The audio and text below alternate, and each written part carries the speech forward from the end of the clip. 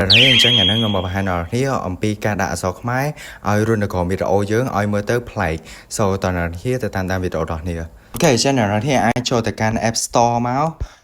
ហើយកន្លែងនេះសើពាក្យថា InShot កម្មវិធី InShot អូខេចឹងនេះគឺជាកម្មវិធីរបស់វា InShot AI Video Editor សម្រាប់ខ្ញុំគឺខ្ញុំ down រួចហើយសម្រាប់អ្នកអត់ down អីអាច down អញ្ចឹងបន្ទាប់ពី down ហើយយើងចូលទៅកម្មវិធីនៅអ្នកគ្នា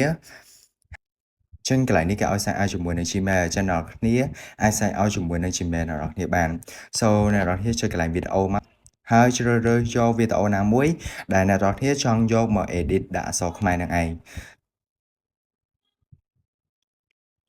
អូខេអញ្ចឹងបន្ទាប់ពីអ្នកនរគ្នាចុចវីដេអូណាមួយហើយគឺវាចេញទម្រង់បែបនេះហើយអញ្ចឹងបន្ទាប់មកអ្នកនរគ្នាចុចកន្លែងពាក្យ text មកហើយនេះកន្លែង text មួយទៀតហើយគេឲ្យយើងវាយអក្សរហើយចឹងអ្នកនរគ្នាអាចវាយអក្សរខ្មែរទៅ example ខ្ញុំដាក់ខ្ញុំទៅដើរលេងអីចឹងទៅ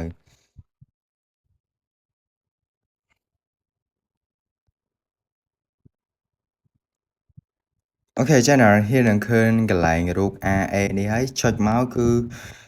អ្នកនរគ្នានឹងឃើញជាមួយនឹង font ខ្មែរយើងជាច្រើនអញ្ចឹងចង់ដាក់មួយណាក៏បានដែរហើយសម្រាប់កន្លែងនេះគឺ